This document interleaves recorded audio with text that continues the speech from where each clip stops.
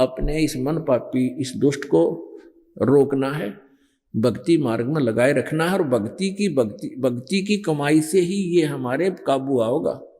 ना तेरे सी मुनियों के बकल तार दिए इसने। एक बार तब पता नहीं कि कठिन और उल्टी साधना की तय करवा ले, कति कर लेगा प्रसन्न होकर के। ऋषि लोग गुफाओं में चले जाते, जंगल में चले जाते, समाधिस्थ हो जाते, बैठे रहते, कोई दिनों तक भूखे प्यासे। तो वो मन करवावा था और फिर उनसे उनको बना लेता सिद्धि युक्त। उन सिद्धियों से फिर वो एक दूसरे पर करके उठपटांग और फिर महर्षि पाक का बैठ जाते, दुनिया पूजा करने लग जाती। आप भी गधे बनते और अनुयायियों को भी दुर्गति करवा देती, काल के जाल में रख देते। आप देख रहे हो कावड़ लेने जाया करे, कावड़ विशेषकर हरियाणा में ज्यादा परंपरा होगी इसकी। वो कावड़ के है हरिद्वार ते गंगा का पानी लावे, 2 लीटर होगा गणा, और पैदल जा या पैदल आवे। कई ऐसे हैं वैसे चले जाते हैं गाड़ियों में, वापस पैदल आते हैं, या जाते भी पैदल हैं आते भी पैदल हैं फुट पर। अच्छा, और कितना कठिन काम है, पाया में छाले पड़ जाए, सूज जा, कति सोई आ जाती है, और गोली खा ले ये पीड़ा नाशक हैं, वो गोलियां खा खा के फिर भी चलते रहते हैं और उस काम को करके छोड़े, क्योंकि उनको पता ही इतना है। जब उनको ये पता चल जाएगा कि ये साधना कितनी सिंपल है, नाम उठत नाम बैठत नाम सोत जागवे, नाम खाते नाम पीते नाम सेती लागवे, अपना काम भी करे भक्ति भी करता रहे, चलता फिरता बैठ के, तो इसमें रुचि ना बनती इसकी। तो इसका मन ने डले ढुआण तो मतलब है, ये चाहता है कि ये प्राणी उल्टी साधना करे, काल के जाल में फंसा रहे, और ये काल का दूत है। आत्मा परमात्मा पूर्ण ब्रह्म की अंश है। आत्मा को यहाँ से निकालने के लिए परमात्मा आते हैं और ये ज्ञान समझाते हैं। अब आपको दिखाते हैं ऋग्वेद मंडल नंबर 9 सूक्त नंबर 86 मंत्र नंबर 26 और 27।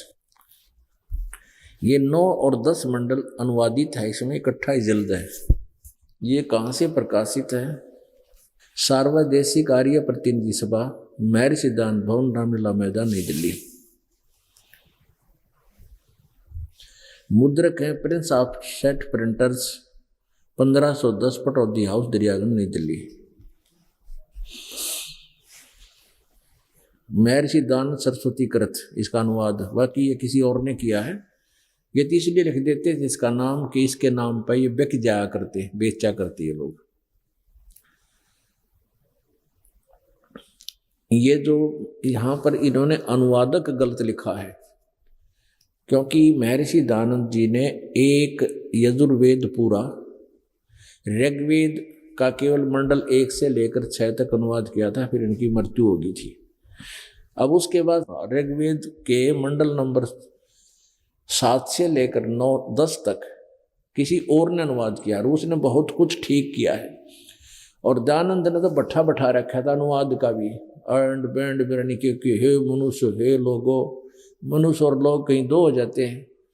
मतलब अपनी उस अज्ञान सोच को, सत्यार प्रकाश वाली सोच को कि परमात्मा निराकार है और वेद बताते हैं वो साकार है, मनुष्य सदृश्य है और मनुष्य की तरह यहाँ आता है, मनुष्य के समान लीला करता है, एक जीवन ऐसा जीता है, ये वेद बताते हैं।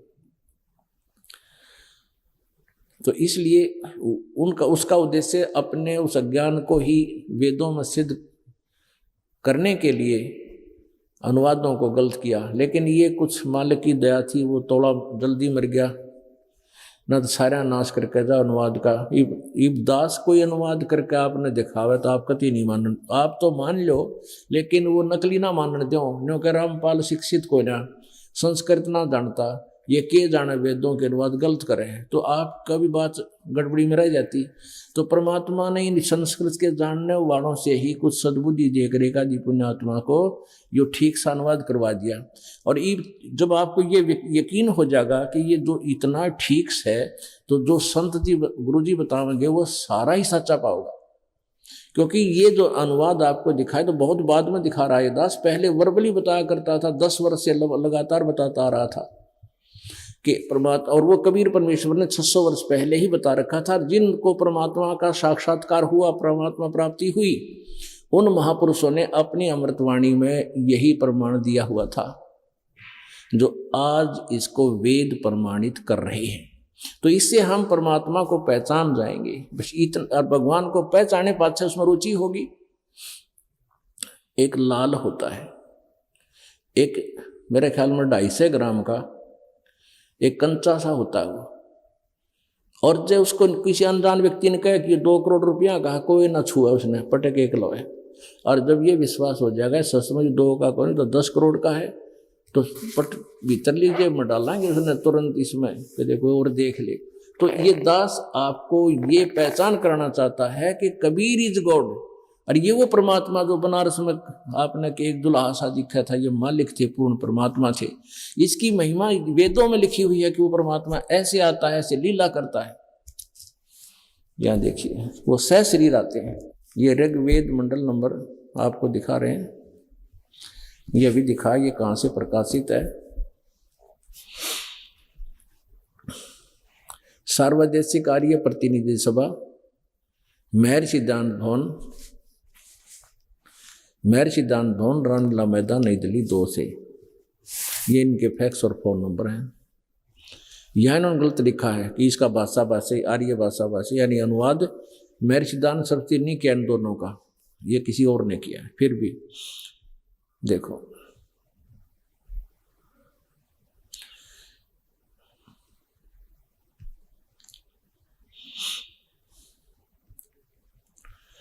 इसके मुद्रक हैं Prince offset printers, 1510 Pataudi house, Daryaganj, नई दिल्ली। ये इनके फोन फैक्स नंबर है। इसमें हम आपको ले चलते हैं ऋग्वेद मंडल नंबर 9, सूक्त नंबर 86 में।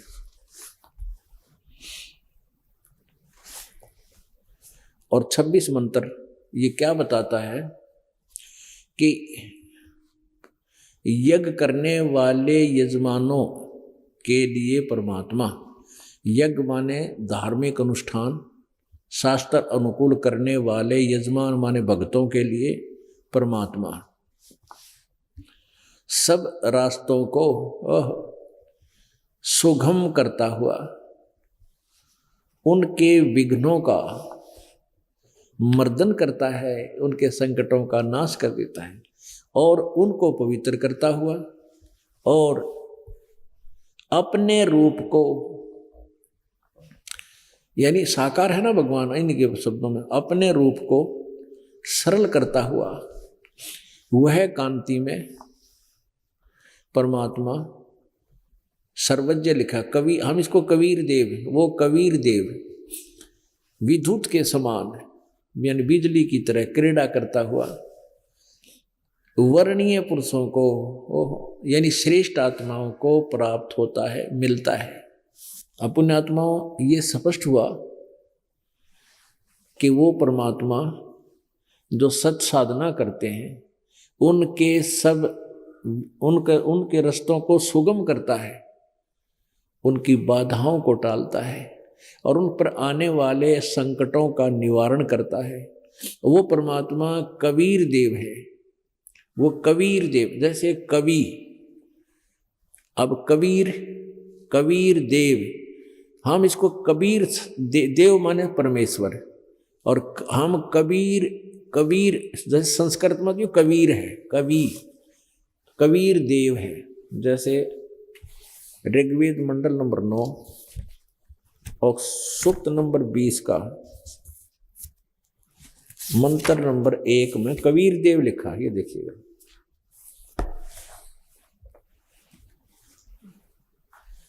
ऋग्वेद मंडल नंबर 9 और सूक्त नंबर 20, इसका मंत्र नंबर 1 आपको दिखाते हैं। इसमें स्पष्ट है, ये लिखा पर कबीर देव, यो कबीर देव है। देव माने परमेश्वर, और कबीर, ये कबीर को कवि कहते हैं। हम कबीर देव सीधा लेने लगे, कबीर देव, क्योंकि वो कवि कहलाता है अपनी बात, अपनी ज्ञान को लोकोक्तियों के माध्यम के बोलने से वो कवि कहलाता है परमात्मा। यो कबीर देव नाम उस भगवान का, कबीर देव। तो यो हम इसको कबीर, हम वै को बै बोलते हैं, वेदों को वेद बोलते हैं अपने लोकल लैंग्वेज में। तो कबीर देव, हम इसको कबीर साहब कहने लगे। साहब को चाहे देव को हो, भगवान को हो, गॉड को हो, तो हम इसको कबीर देव, यानी ये चाहे संस्कृत के ज्ञाता इसको कवि बना दें तो कवि, वो कवि तो कवि हम फिर भी कहना पड़ेगा, वो तो लोकोक्तियों के माध्यम से कवि रूप में प्रकट होता है जो भगवान, जो यहाँ कविताओं के माध्यम से, अपनी लोकोक्तियों के माध्यम से उस यथार्थ ज्ञान को जो प्रचार करता है वो परमात्मा, उसको, उसका नाम ही कबीर साहब है। हम उसको कबीर साहब बोलते हैं। तो संस्कृत में वेद उसको कबीर देव कहते हैं कि वो कवि साहब ये कवि साहब मान लें। जो ज़्यादा एंडमेंट करते हैं संस्कृत में, व्याकरण ऐसे है, व्याकरण नहीं जानता, व्याकरण क्या कर लेगी इसमें। अब तुम कवि कह, कवि, हम कबीर साहब कहें, तुम कवि साहब कह दो। वो जो परमात्मा लोकोक्तियों के माध्यम से आकर के ज्ञान देता है, कविताओं के माध्यम से एक प्रसिद्ध कवि की उपाधि भी पाता है, वो पूर्ण परमात्मा है। वो बनारस में आया था, हम वो कहते हैं वो ही है वो कवि देव, तू जिसने तुम कवि को हो, हम उसने कबीर साहब कहा। इतनी सी बात है। अब ऋग्वेद मंडल नंबर 9 देखिएगा, ऋग्वेद मंडल नंबर 9 सूक्त नंबर 86 का मंत्र नंबर 26 आपने पढ़ लिया। 86 का मंत्र 26 पढ़ लिया कि यज्ञ, ये देखो यहाँ भी कबीर अत्यो, यहाँ भी कबीर लिखा है, ये कबीर देव है, कबीर अत्यो। हम इसको कबीर देव कहने लगे, कबीर साहब है। इन्होंने इसका अर्थ यहाँ लिख लिया, संधि छेद कबीर कर दिया, कबीर, कवि ही। हम इसको कबीर देव लिख दें यहाँ पर, वो कवि साहब है, कबीर साहब, नथिंग एल्स। यज्ञ करने वाले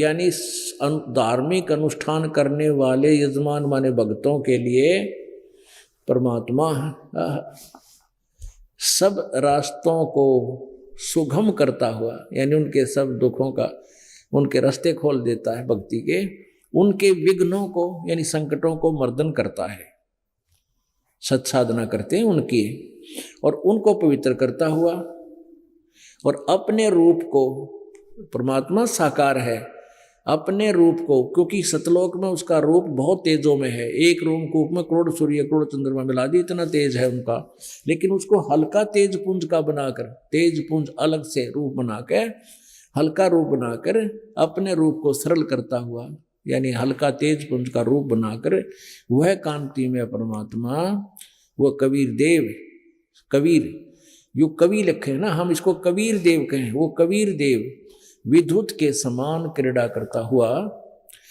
वर्णीय माने श्रेष्ठ पुरुषों को, अच्छी आत्माओं को प्राप्त होता है। अब यहाँ थोड़ा सा और कंसेप्ट क्लियर करते हैं इन्हीं के द्वारा।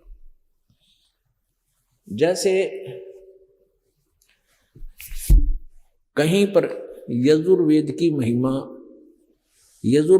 महिमा गाई जा रही हो, लिखी हुई हो, तो वहां केवल यजु भी लिखा हो, यजुहु, तो वो भी यजुर्वेद ही समझा जाता है। जैसे इसमें यजुर्वेद है, ये यजुर्वेद है, ये ऊपर लग रहा है, इसको यहाँ 2 अपसर्ग लगा के अलग अलग कर सकते हैं, यजुवेद, यजुहु कहते हैं इसको। लेकिन इसका भी ये देखिएगा, यजुर्वेद ये महर्षि दानव सरस्वती ने अनुवाद किया है कंप्लीट, पूरे 40 अध्याय, 40 के 40 अध्याय का। ये कहाँ से प्रकाशित है? वही सार्वदेशिक आर्य प्रतिनिधि सभा 2/5 महर्षि दानंद भवन, रामलीला मैदान, नई दिल्ली, ये दूरभाष है। ये दुर्वेद आर्य भाषा भाष्य महर्षि दानंद सरस्वती कृत। मुद्रक है प्रिंस ऑफसेट प्रिंटर्स, 1510 पट ऑफ द हाउस, दरियागंज, नई दिल्ली से। इसके 36 नंबर अध्याय में ये कंसेप्ट क्लियर होता है जो दास करना चाहता है। ये है षट त्रीसा अध्याय आरंभ, ये 36 में आ जाए 60-30 से, यानी 36, 60-30 माने 36। इसका प्रथम मंत्र है। इसमें रचम वाचम परपधे मनो यजु, ये यजु शब्द है। इसका अनुवाद करते समय स्वामी जी ने खुद ही यहाँ पर कंप्लीट किया। यहाँ केवल यजु लिखा है, ये देखना। यहाँ पर अनुवाद करते समय ये केवल यजु शब्द है, यजु मूल संस्कृत में, तो इन्होंने यजुर्वेद लिख दिया। ये बिल्कुल ठीक है, क्योंकि अगर ये न्यू नहीं लिखेंगे तो इस यजु का अर्थ क्या करेंगे। ये समझाना पड़ेगा कि यहाँ केवल यजुर जो लिखा है ये यजुर्वेद की तरफ संकेत है, ये यजुर्वेद के विषय में जानकारी है। तो यजुर्वेद, अब जैसे आपने ये ऋग्वेद मंडल नंबर 9, ये देखिएगा, ऋग्वेद मंडल नंबर 9 सूक्त नंबर 86, यहाँ देखना, और इसका ये 23 नंबर 26 नंबर मंत्र आपने देखा। इसमें लिखा है कि निर्जनम हरियत है कबीर अति। इस कबीर का इन्होंने ऐसे लिख दिया, यो कवि बना दिया, कवि ही। हम इसको कबीर देव लिख दें, यहाँ पर कबीर देव, वह ही लिखें और कबीर देव लिखना। जैसा कि आपने यहाँ देखा ऋग्वेद मंडल नंबर 9 सूक्त नंबर 20 के मंत्र नंबर 1 में ये लिख रहा है क्या, कबीर देव। तो हम इसको ऐसे ही लिख दें,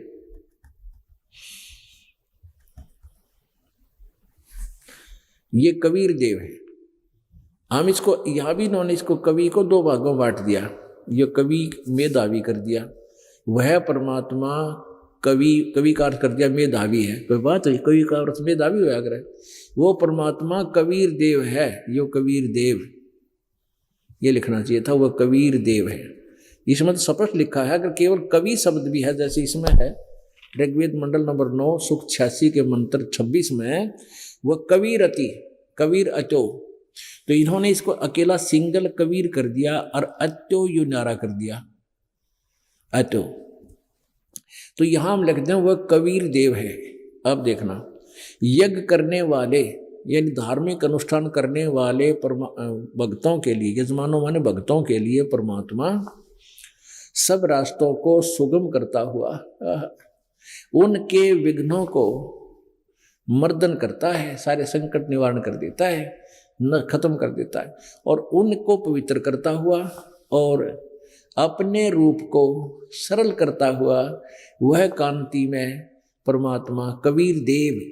हम यहाँ लिखते हैं कबीर देव, जैसे यजुर्वेद लिखा, यजु के स्थान यहाँ यजु था, उन्हें यजुर्वेद लिखना पड़ा, ऐसे कबीर देव विद्युत के समान क्रीड़ा करता हुआ वर्णीय पुरुषों को, श्रेष्ठ आत्माओं को, अच्छी आत्माओं को प्राप्त होता है, मिलता है। कहाँ रहता है वो? 27 में लिखा है, गणना नहीं यहीं से पढ़े, जो परमात्मा ध्रुवलोक के, ये प्रकाश पुंज परमात्मा यानी तेज पुंज का भगवान है वो, तेज पुंज कहो चाहे प्रकाश पुंज कहो, जो परमात्मा ध्रुवलोक के तीसरे पृष्ठ पर विराजमान है, जो वहां रहता है तीसरे पृष्ठ पर, वहां से चलकर आकर मिलता है, प्रकाश रूप है। अब इसका कंसेप्ट क्लियर होगा अब आपको। ऋग्वेद मंडल नंबर 9 सूक्त नंबर 82 में, ये है 82 नंबर, ऋग्वेद मंडल नंबर 9 सूक्त 82, ये यहां से प्रारंभ होता है, यहां से 21वां सूक्त समाप्त हुआ, ये 82वां यहां प्रारंभ होता है। इसका प्रथम मंत्र, इसमें क्या लिखा है?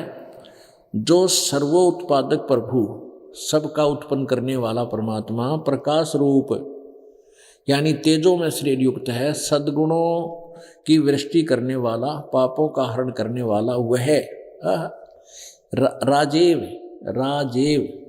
राजा के समान, राजा के समान दर्शनीय है। दर्शनीय माने देखने जोगा यानी साकार है, और वह पृथ्वी आदि लोकांतरों के चारों ओर शब्दमान हो रहा है, वह वर्णीय पुरुषों को जो दृढ़ भक्त हैं उसको पवित्र करता हुआ प्राप्त होता है। यानी उनको वो देखण जोगा है, साकार है, हमने इसे यहाँ सिद्ध करता है। और वह वर्णीय पुरुष जो कि दृढ़ भक्त हैं, जो सच्चे भक्त हैं, डगबग नहीं होंगे उनकी ज्ञान को सुनकर, उसको पवित्र करता हुआ उनको मिलता है, प्राप्त होता है। जिस प्रकार विद्युत स्नेह वाले स्थानों को प्राप्त आधार बनाकर प्राप्त होता है, यानी जैसे आकाशीय बिजली काशी के पात्र पर ही गिरती है, इस प्रकार उन अच्छी आत्माओं पर ही वो परमात्मा अचानक आता है। अब दूसरा मंत्र, हे परमात्मन, उपदेश करने की इच्छा से आप, यानी यथार्थ ज्ञान देने के लिए आप महापुरुषों को प्राप्त होते हो, इस उद्देश्य से आते हो आप यहाँ पर। आप अत्यंत गतिशील पदार्थ के समान हमारे अध्यात्म यज्ञ को प्राप्त होते हो, यानी बहुत तेज चल कर, यानी बहुत स्पीडता आते हो, गति से आते हो। आप सर्वज्ञ हैं, यूँ कर दिया काम। यहाँ लिखा है कवि वेदस्या, आप कवि हैं, यहाँ लिखा आप, ये इसका अर्थ कर दिया कबीर वेदस्या, ये लिखना था आप कबीर देव हैं। कबीर देव लिख दो, कोई बात ना, आप व्याकरण के चक्कर में बड़ा होता है, इसको कबीर देव हैं, यहाँ कबीर देव, हम उसको कबीर साहब कह देते हैं, कबीर देव, कबीर साहब। आप कबीर देव हैं, शुद्ध स्वरूप हैं, हमारे पापों को दूर करके हे अमर परमात्मा, सो माने हे अमर परमात्मा, आप हमको सुख दें। अपने आत्माओं, एक ये अभी आपको दिखा देते हैं, ऋग्वेद मंडल नंबर 9 सूक्त नंबर 20 का मंत्र नंबर 1, इसका ये देखो मंत्र नंबर 1, इसमें स्पष्ट लिखा है कि पर कबीर देव, ये कबीर साहब, हे परमात्मा, वह परमात्मा कबीर देव है, ये सीधा लिख देना चाहिए, वह कबीर साहब है, कबीर साहब, वह परमात्मा कबीर देव है, मेधावी नहीं, सबका रक्षक, और सबका रक्षक है। यहाँ विते, यानी ये लिखे विद्वानों की तृप्ति के लिए, ये इन्हीं का अनुवाद हम पढ़ें, वह परमात्मा कबीर देव है, यह लिख ले, और सबका रक्षक है, विद्वानों की तृप्ति के लिए ज्ञान देता है। वह परमात्मा कबीर देव है और ज्ञान की, विद्वानों की तृप्ति के लिए वह ज्ञान देता है, वहाँ से चल कर आता है, सहनशील है और दुष्टों, संपूर्ण दुष्टों को संग्रामों में तिरस्कृत करता है। हमारा जो उद्देश्य आज के सत्संग का था वो ये है कि वो परमात्मा सतलोक से चलकर आता है, अपने यथार्थ ज्ञान को वो स्वयं ही बताता है, और अन्य जो संत ऋषिजन होते हैं काल प्रेरणा से वो पूरे ब्रह्मांड को, पूरे विश्व को शास्त्र विधि से विपरीत ज्ञान देकर उनके जीवन को नष्ट कर रहे होते हैं। और वो परमात्मा हमारा पिता है, हम सभी उसकी आत्माएं हैं, और वो परमेश्वर अपनी आत्माओं को इस काल के जाल से निकालकर, इस महाकष्ट में लोक से निकालकर सतलोक ले जाने के लिए आता है। काल भगवान का और परमेश्वर का एक अनुबंध है कि काल ने ये कहा था कि परमात्मा, जो प्राणी आपका ज्ञान सुने, आपके ज्ञान को सत्य माने और पूरा विश्वास करके आपके द्वारा बताए गए भक्ति मार्ग को ग्रहण कर लेगा, उसको मैं छोड़ दूंगा। और हे परमात्मा, जो आपका ज्ञान माने नहीं, हमारे ज्ञान को जो माने, तो वो हमारे पास रहना चाहिए, उसको आप मत ले जाना। तो परमात्मा ने इसीलिए आकर के ये ज्ञान आधार बनाया कि जो मेरे ज्ञान को स्वीकार कर लेगा उसको मैं काल से बाहर कर दूंगा, और यहाँ रहेगा जब तक उसको सारे सुख दूंगा, क्योंकि तो सर्व सुख संपन्न परमात्मा है। उसके हाथ में हमारी सब कलम है। हमारे प्रारब्ध में नहीं भी कोई वस्तु है वो लिख देगा। हमारे प्रारब्ध में कोई पाप ऐसा भयंकर है जो हमें हानि करने वाला, उसको काट देगा, कैंसिल कर देगा। तो परमात्मा की साधना अब तक जो हम कर रहे थे वो पूर्ण परमात्मा की नहीं थी, जिससे हमें कोई लाभ नहीं हो रहा था। साधनाएं भी करते थे, भक्ति भी करते थे, और कष्ट ज्यों का त्यों आ जाता था। तो इसलिए परमेश्वर ने स्वयं आकर के जिन पुण्य आत्माओं, वरिष्ठ आत्माओं, श्रेष्ठ आत्माओं को वो मिले, उनमें से उन महापुरुषों ने, में कौन कौन है? आदरणीय मलुकदास जी, आदरणीय धर्मदास साहिब जी, आदरणीय नानक साहिब जी, आदरणीय दादू साहिब जी, आदरणीय गरीबदास साहिब जी। छुडानी के अंदर तो हरियाणा जिला में, हरियाणा प्रांत में, जिला झज्जर के अंदर एक छुडानी गांव है, वहां पर आदरणीय संत गरीबदास जी। और उत्तर प्रदेश के अंदर गांव खेखड़ा, मेरठ में, जिला मेरठ में गांव खेखड़ा में आदरणीय गीसा साहिब जी को, इन श्रेष्ठ आत्माओं को परमात्मा सतलोक से चलकर तेज गति से आकर के उनको मिले। उन श्रेष्ठ आत्माओं को उन्होंने फिर बताया कि तुम कौन राम का जब तेजापम, गरीबदास जी ने कहा है, और तात कटे न ये तीनों तापम। इसलिए तुम्हारे प्रारब्ध में जो लिखे हुए वो दुख, और साथ में जो अन्य को जंतर मंत्र, छू मंत्र, कोई देव रुष्ट हो जाना, कोई पत्थर रुष्ट हो जाना, और जो साधनाएं तुम कर रहे हो उनसे वो भी ना ठीक होते। इसलिए तुम कौन राम का जाप कर रहे हो, तुम किस भगवान की भक्ति कर रहे हो जिसे तुम्हारे संकट भी निवारण नहीं होते। उसके लिए फिर पता है कि समर्थ का शरणागहो रंग होरी हो, और कदे ना हो आकाश राम रंग होरी हो। समर्थ माने उस परम अक्षर ब्रह्म का शरण लो, परम संत के माध्यम से।